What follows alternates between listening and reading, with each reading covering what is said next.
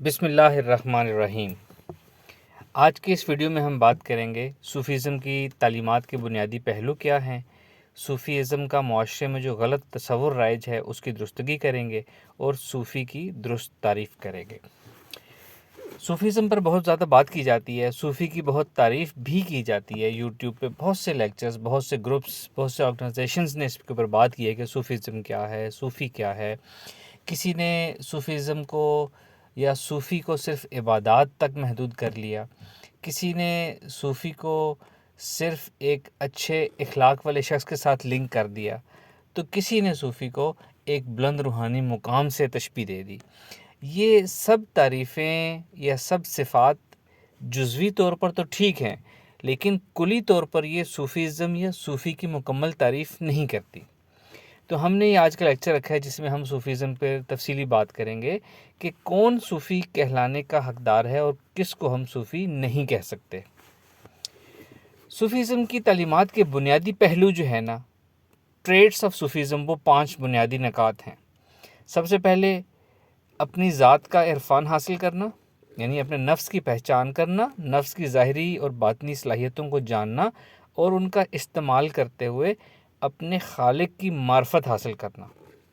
اور خالق کی معرفت حاصل کرنے میں اس کائنات کی معرفت بھی شامل ہوتی ہے، کائنات کے ظاہری اور باطنی اصولوں کو جاننا اور ان کا استعمال کرنا۔ اور ایک صوفی جب یہ سب کچھ حاصل کر لیتا ہے تو اس کے بعد وہ اپنے علم سے، اپنی روحانیت سے، اپنے روحانی تصرف سے خدمت خلق کرتا ہے، اللہ کی مخلوق کی خدمت کرتا ہے، اور اینڈ پہ مخصوص لوگوں کو جو روحانی تربیت حاصل کرنا چاہیں، جو ان کی شاگردی میں آنا چاہیں، ان کو یہی روحانی سفر سکھاتا ہے، روحانی تربیت سکھائی جاتی ہے۔ یہ صوفیزم کی تعلیمات کے بنیادی پہلو ہیں اور ہر صوفی اس سٹیج سے گزرتا ہے اور یہ سب کچھ کرتا ہے۔ اب ہم تفصیل میں جانتے ہیں کہ کس کو صوفی کہا جا سکتا ہے اور کس کو نہیں۔ صوفی کی پہچان یہ ہے کہ وہ اپنے نفس کا علم جان کر اپنے خالق اور اس کائنات کی معرفت حاصل کرتا ہے۔ صوفی روحانی علم سے آراستہ ہوتا ہے اور روحانی علم کو منتقل کرنا بھی جانتا ہے۔ روحانی علم حاصل کرنا ایک الگ مقام ہے اور اس روحانی علم کو اپنے شاگردوں یا مریدین میں منتقل کرنے کی صلاحیت ہونا ایک الگ مقام ہے۔ صوفی کے پاس یہ دونوں مقام ہوتے ہیں۔ صوفی علم مراقبہ کے ذریعے روحانی دنیا میں داخل ہونا جانتا ہے اور روحانی تصرف جہاں چاہے کر سکتا ہے۔ صوفی شریعت کا پابند ہوتا ہے اور سنت کے مطابق داڑھی والا ہوتا ہے۔ صوفی اپنے مریدین یا شاگردوں پر غائبانہ نظر رکھ سکتا ہے، ان کی تصحیح کر سکتا ہے اور ان کو شیطان کے وار سے بچا سکتا ہے۔ صوفی اپنے مریدین کو اللہ اور اللہ کے رسول صلی اللہ علیہ وآلہ وسلم کی بارگاہ تک پہنچانے کی اہلیت اور مقام رکھتا ہے۔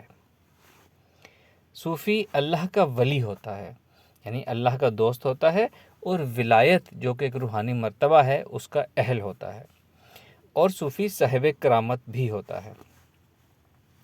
صوفی ہر طبقے، ہر مسلک اور ہر مذہب کے لوگوں کو غیر مشروط طور پر خوش آمدید کرتا ہے اور ان کی داد رسی کرتا ہے۔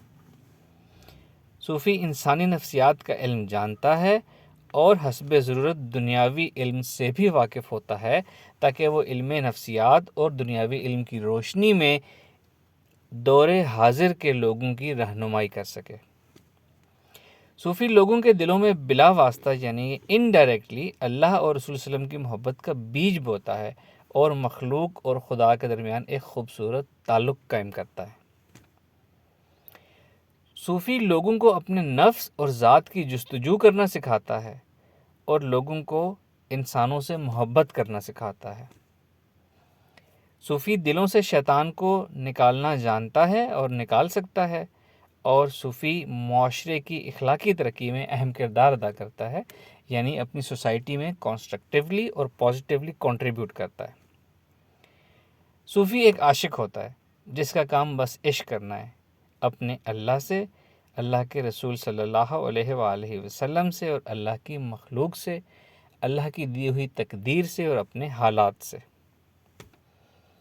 ایک اہم نکتہ جس میں یہ تمام صفات نہ ہوں بلکہ چند صفات ہوں یا زیادہ تر صفات ہوں، اسے صوفی صفت یا صوفی منش انسان کہا جا سکتا ہے، لیکن صوفی نہیں۔ اب ہم بات کریں گے کہ کون کون سی صلاحیتوں یا عادات کا انسان صوفی نہیں ہوگا۔ جو شریعت پر عمل نہیں کرتا وہ صوفی نہیں ہے، جو روحانی علم نہیں جانتا اور روحانی علم کو سکھانا نہیں جانتا وہ صوفی نہیں ہے، جو عشق الہی سے آراستہ نہیں، عشق رسول سے پیوستہ نہیں اور جو مخلوق سے عشق نہیں کرتا وہ صوفی نہیں ہے، جو انسانوں میں طبقے، مسلک یا مذہب کا فرق اور اختلاف رکھتا ہو وہ صوفی نہیں ہے، جو عصر حاضر کے علوم سے بالکل واقفیت نہ رکھتا ہو وہ صوفی نہیں ہے، جو انسانی نفسیات نہ سمجھتا ہو، ان کا استعمال کرنا نہ جانتا ہو وہ صوفی نہیں ہے، جو مراقبہ کا علم نہ جانتا ہو، روحانی دنیا میں داخل نہ ہو سکتا ہو وہ صوفی نہیں ہے، جو ساری زندگی تنہائی میں بیٹھ کر عبادت کرتا رہے، چاہے اس کو اللہ تعالیٰ بہت زیادہ مقام عطا فرمائے، بہت زیادہ بزرگی عطا فرمائے، بہت زیادہ کرامات اور تصرف عطا فرمائے،